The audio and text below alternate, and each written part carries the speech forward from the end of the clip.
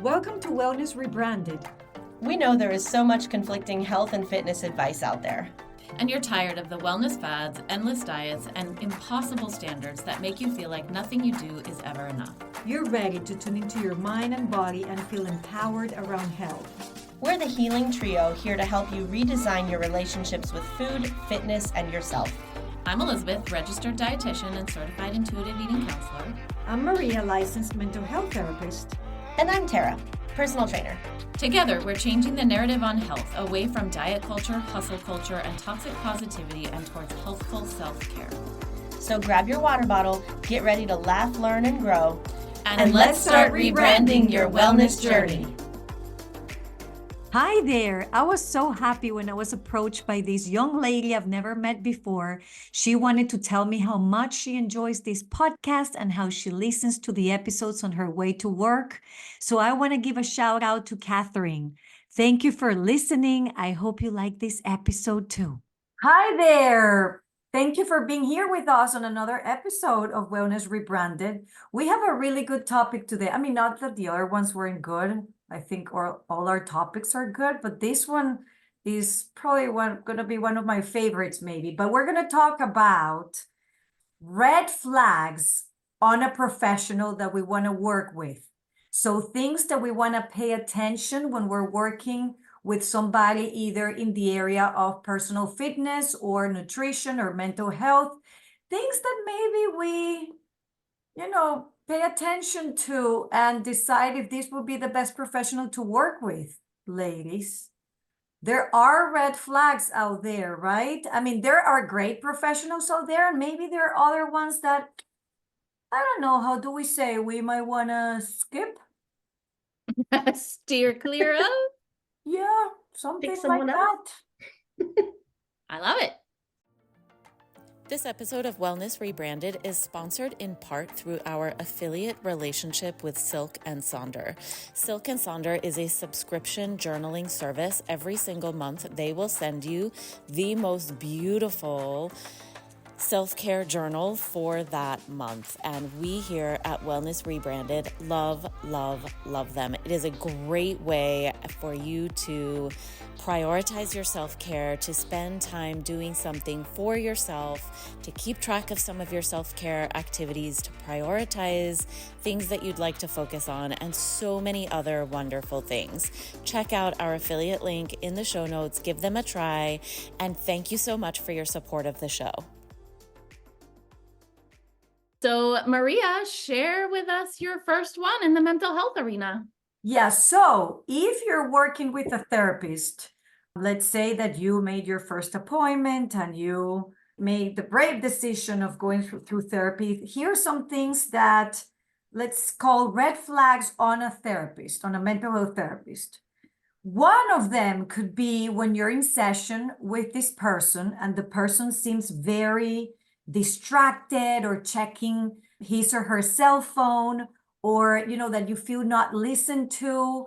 Or maybe I had a friend that in a session the therapist fell asleep, and hey, I know. Wait, are you for real? I am 100%. If our listeners could see the look, we're actually recording this episode on Zoom, so I'm like looking at you guys head on, and the look on Tara and my face was quite funny. I wish we had that. But hey, hold on one second. We're all humans, right? Mental health therapists are human. They get tired too. They get tired too. Maybe the night before was very chaotic. We don't know. However, before we continue, let's keep in mind we're talking about patterns. If you're seeing a therapist and everything is going great, and that one session, your therapist seemed very distracted, not him or herself, come on, we give every human being a break, right? And you might even, as a client, bring it up and say, yeah, I noticed today you're not the same. All that is valid. But if the pattern is that you're going to these sessions and you feel not listened to, and the therapist is not present in all ways, that's a red flag, right? That's not good. I love that you made that distinction, that everybody can have a bad day. And that really, especially in the instance you just mentioned, it is the pattern. If my therapist fell asleep in our session, that would definitely give me pause on booking another one. I would be devastated. Like, clearly I'm pouring my heart out here, and this person who is paid to care doesn't give a shit. And you see, and that's the thing. I don't know if it's that the person doesn't give a shit. I mean, I've had sessions in the past that for whatever reason, I felt, especially those at 2 p.m. after lunch, I don't know, that I felt like, okay, but you're aware of it. And then I drink water, I move my body. But I mean, there's been a few sessions in the 20 years I've been doing this that you're like, oh my goodness, this is very hard on my body right now, right? And sometimes, believe it or not, it's not only because you're tired. Sometimes the information maybe and the energy from the client, it's that day heavy on you as well for whatever reason. But again, if that ever happens, talk to your therapist. But if it is a pattern, yes, you might want to think about finding somebody else. Right? What about Valid. in the personal fitness world? What could be a red flag of a trainer that like, I'm not sure about this.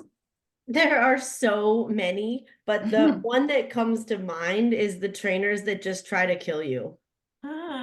Like, my philosophy with training is I hope that my clients leave their session with me feeling better than when they came in. Yes. I actually remember, Tara, the first time that I trained with you, you said something to me along those lines, like, okay, my goal is to like give you a good workout, but I don't want you to be so sore tomorrow that you're like cursing me out or whatever. And I remember thinking, wow, I've worked with a lot of trainers and a lot of fitness classes and a lot of things, and no one had ever expressed that concern before. And I thought it was quite cool. Like, listen, plenty of people curse me on a daily basis. Like, I get told I'm hated regularly, although it's always with a smile on their face. I wasn't very happy when you threw those extra set of curtsy lunges on me just this morning. I did kind of throw a mini tantrum. But you're right, Tara. There's a difference because I mean, I've worked with trainers and the next day maybe I wake up feeling a little sore, but you feel it that it was because of a good workout and your body, did a good job. But I had an experience one of this trainer. It was my very first session with her. And it was an hour, and I felt that in that hour, she just tried to put as many exercises as she could. And the repetitions were insane, right? It wasn't like a 15 thing. It's like more. And then she's yelling at me like, you can do it. One more, 5 more, and I did. And at that moment, you kind of get like, what is it? Like adrenaline going. And you're like, yeah, I can do it. The way I felt the next day, Tara, is something I don't ever want to feel again. It wasn't the typical sore that I, like put my body through a good workout. My body was not balanced. If I felt like I was sick, like I almost felt like I needed to go to an emergency room. It was a feeling never experienced before. And I knew this is not the person for me. This is not how I want to treat my body in any way at any time. Yeah, that sounds terrible. I sometimes think trainers do that because they don't really know what to do with you, and they want you to feel like you're getting your money's worth. So they give you this really super hard workout, and they don't know you. Like, it was your first session, right? So she didn't know you really yet, but I mean, there's like scientific principles that should guide everything we do in fitness. So these trainers that just like throw everything at you and hope you don't die, like, red flag, man. Yeah. Red flag. Yes, agreed. What about in the nutrition world? What's a red flag of a dietitian or a nutritionist that you're like, oh, okay, no. Yeah, so I think for me, the very first one is fairly obvious, but also not. And frankly, it's credentials. What is their expertise to be giving nutrition information? And when I hear myself say that out loud, it sounds almost ridiculous that I would have to point that out as a red flag. But the truth is, there's so many people out there giving nutrition advice who maybe have, like a 12-week nutrition coaching certificate, or maybe they're a personal trainer.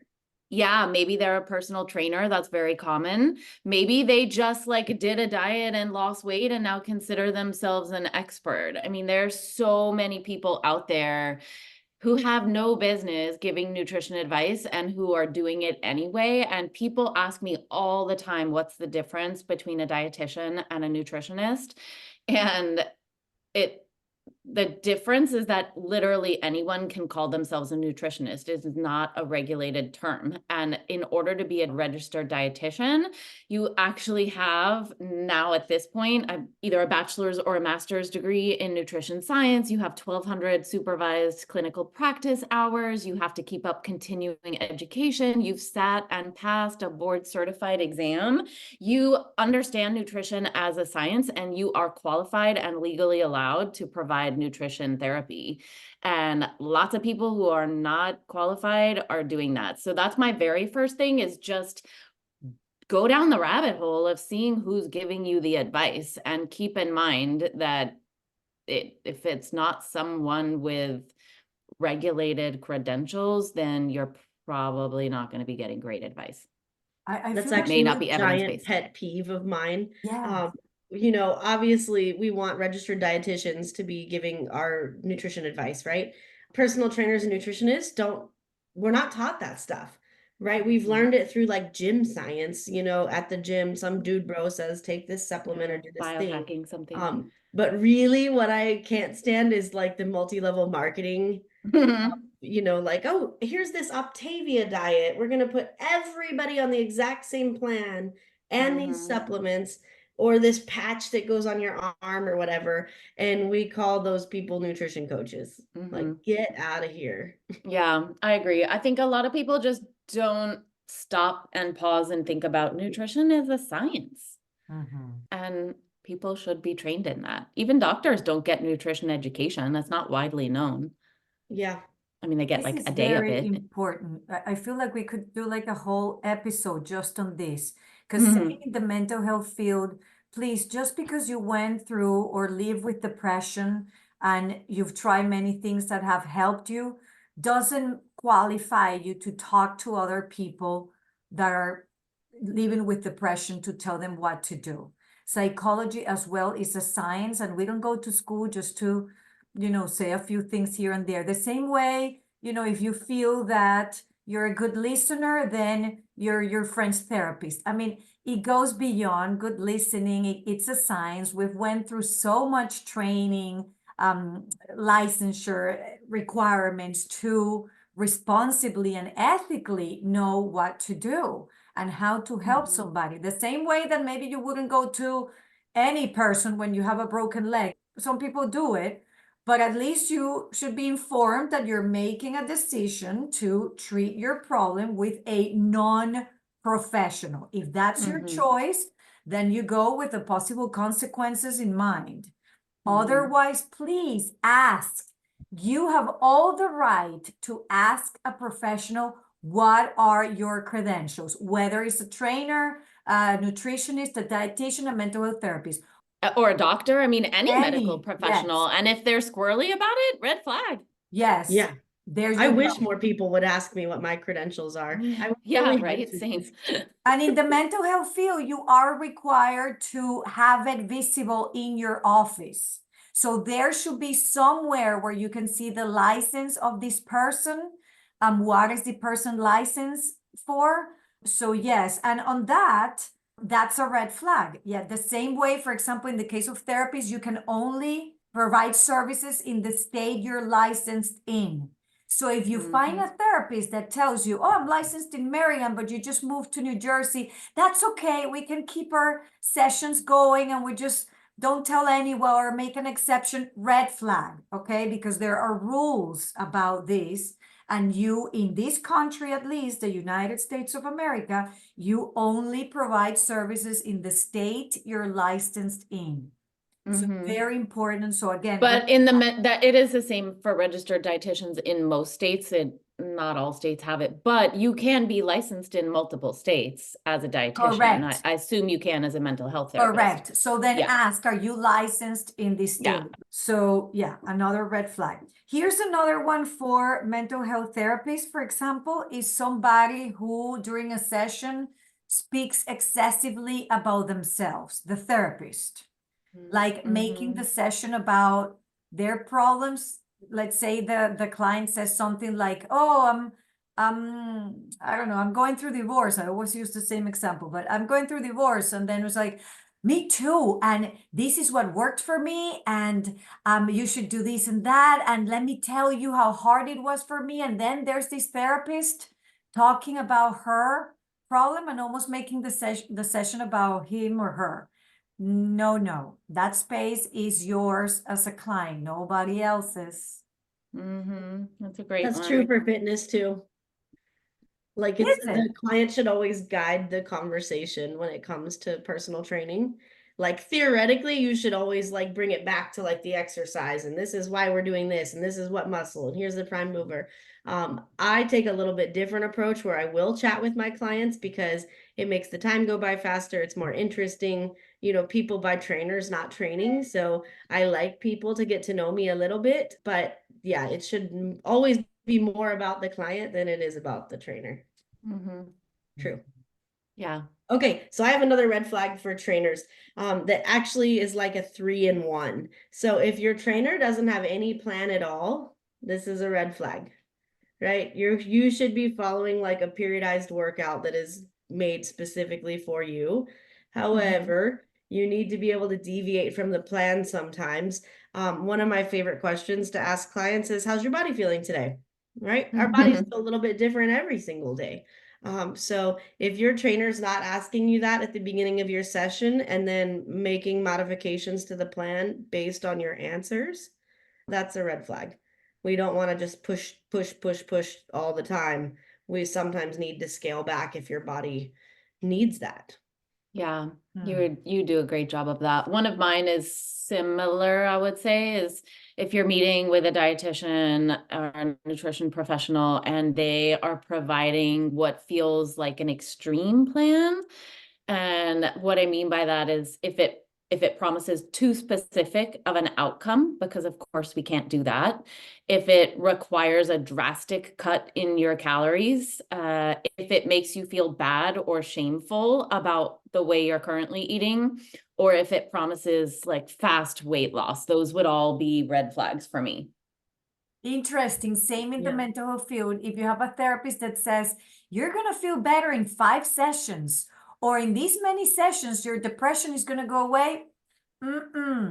False promises are, please, let's stay away from that because we don't know. We're going to, when you come up with a treatment plan and you know, have an idea of what you're going to do during that time, but you can't promise anyone they're going to feel better or they're going to lose the weight, or it's like in 5 sessions you're going to have the same butt as J-Lo. No. Oh, we do that in fitness. No, I mean, it's such a good point. It's like a lot of times people will ask me, well, how long will it take to heal my relationship with food? And I'm always very honest in saying, I have no idea. I cannot tell you specifically. You know, a lot of my programs are 4 months, and I'll share, in my experience, a lot of people notice significant shifts in 4 months, but like, I can't tell you exactly what that looks like. And if someone tried to, that would definitely be a red flag.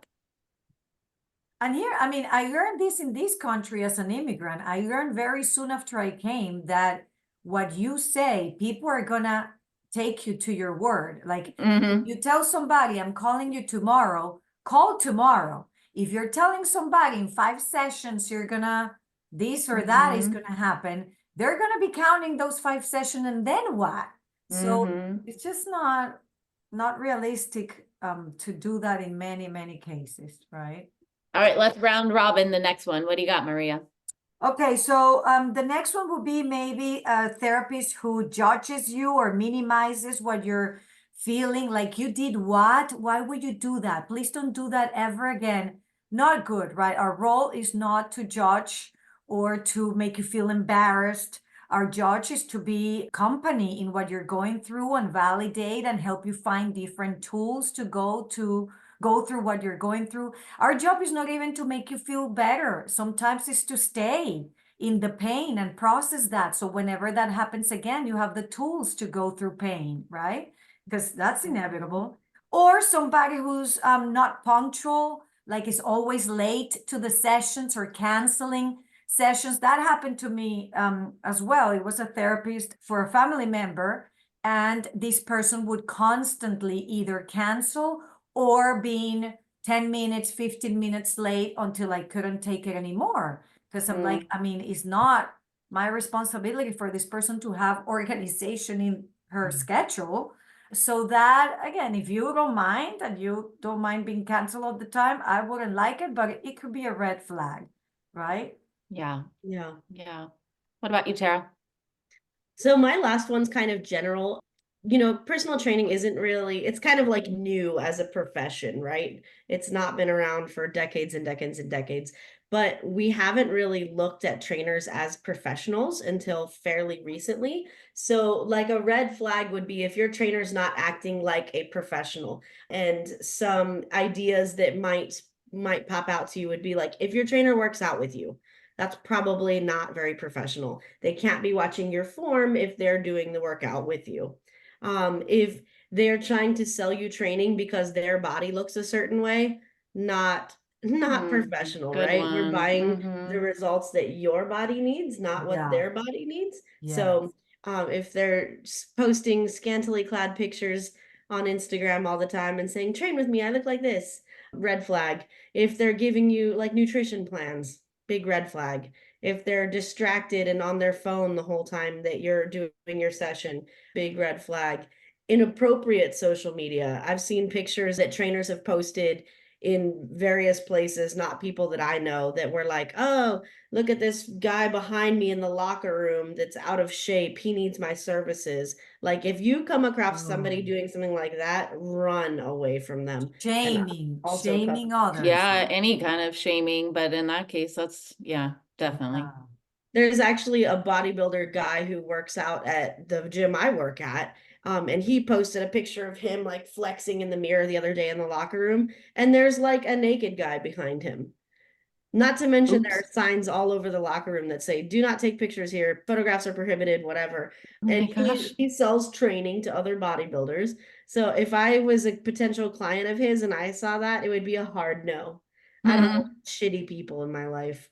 And I would consider that to be not very nice.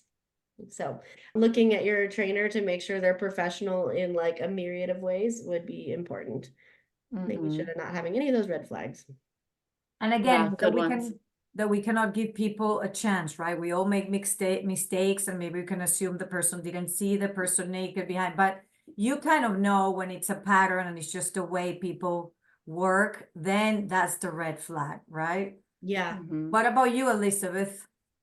So one for me is if they're pushing too many supplements. I just think, and I'm not in any way saying that there's never a place for supplements. There may be, but if you feel like that's all they're doing is just shoving a bunch of supplements at you, for me, that gives me pause.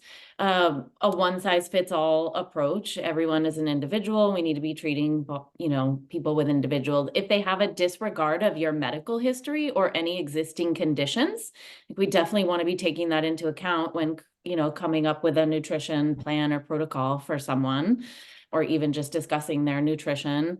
And another one I have is if they're not willing to collaborate with any of your other medical team, they should be willing to collaborate. And then I had two more. The last one that I have is just if they have poor communication skills or your personalities don't vibe, they may be a perfectly fine professional, but they may not be the right professional for you. And then specifically, if you're working with an intuitive eating dietitian or other professional and they are recommending weight loss to you, just know that that is not in alignment with intuitive eating. It is a weight inclusive, weight neutral approach. It doesn't mean we're anti-weight loss, but it means we don't make that the focus. So if they're saying they're intuitive eating, but also pushing weight loss, that's like a giant red flag in that space specifically. Yeah. And there's another one that I haven't mentioned that is super important in my field, ladies, and is the violations of confidentiality and boundaries. Oh, yeah, same. That besides the red flag, the confidentiality is even, unethical and against so many things. So please, if you're working with a professional and you realize that this person is sharing information with a family member or somebody else without your consent, that's a big, big no. Or violating boundaries like asking you to go for coffee after the session, or calling you at strange times for nothing related to your treatment with them, or inviting you to their birthday party, that's a no for therapists. Okay, so that is a huge red flag.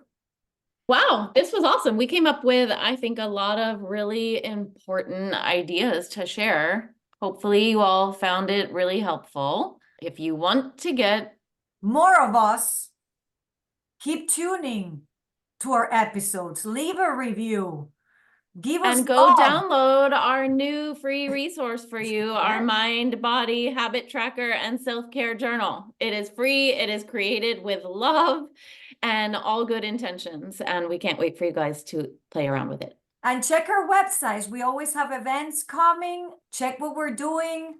And we will see you next time. Bye.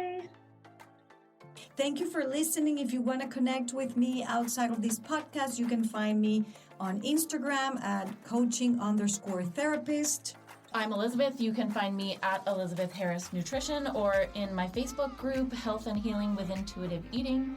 And I'm on Instagram and Facebook at Tara De Leon Fitness. Guys, if you loved this episode or any of our other episodes, we would love it if you would leave us a review on Apple Podcast. It really, really helps us get the non-diet word out to the rest of the world. So please leave us a review.